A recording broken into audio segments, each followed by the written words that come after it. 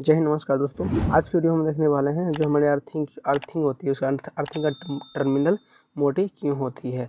तो ये अर्थिंग का टर्मिनल मोटी क्यों होती है उसके बारे में इस वीडियो में हम डिस्कस करने वाले हैं। सबसे पहले जान लेते हैं यह कहाँ हमको देखने को मिलती है। 3 पिन टॉप देखेंगे। 3 पिन टॉप जो होती है उस टॉप में हमें 3 पॉइंट देखने को मिलती है, जो सबसे ऊपर होती है और 2 नीचे होती है। तो सबसे ऊपर वाली पॉइंट हमें क्या होती है, वो हमेशा हमें को मोटी देखने को मिलती है। किसी भी 3 पिन टॉप में हम देखेंगे तो उसकी जो ऊपर वाला टर्मिनल होती है वह मोटी होती है और जो नीचे की टर्मिनल होती है वो दोनों सेम होती है। तो इनकी कनेक्शन की बात करते हैं, कहाँ पे कौन सी वायर जॉइंट होती है।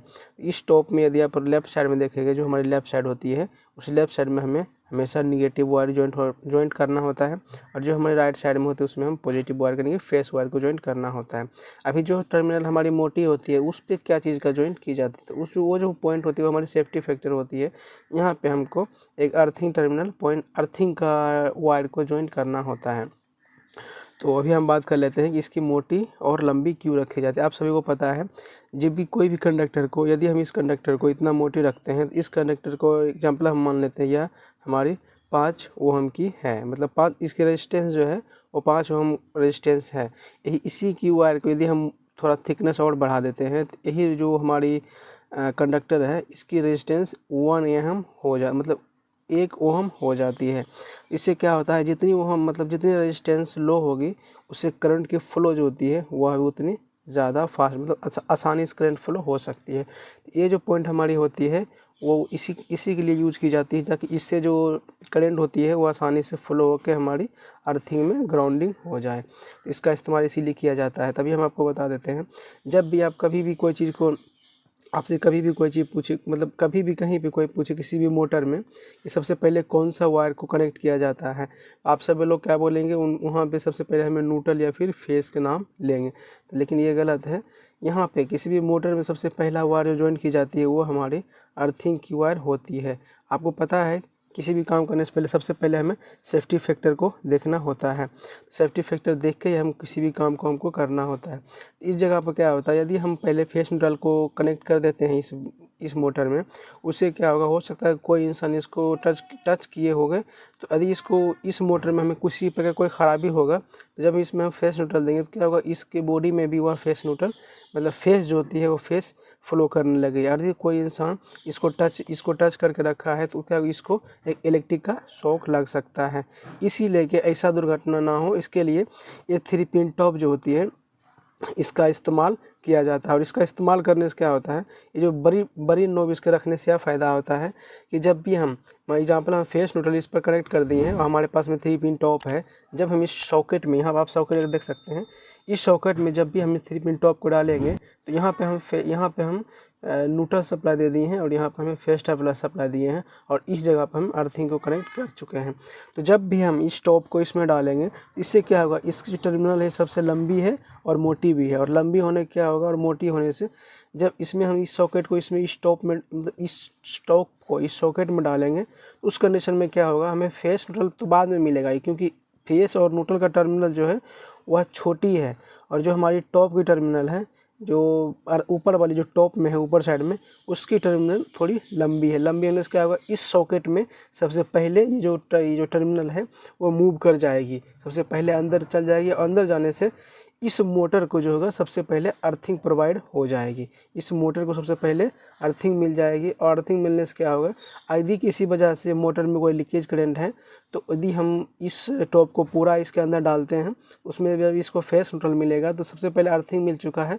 यदि इसमें कोई लीकेज करंट है तो वह अर्थिंग के माध्यम से वह ग्राउंडिंग हो जाएगी। इससे क्या होगा, यदि कोई बंदा इसको मतलब इस मोटर को टच में भी है तो उसे इलेक्ट्रिकल शॉक नहीं लगेगा।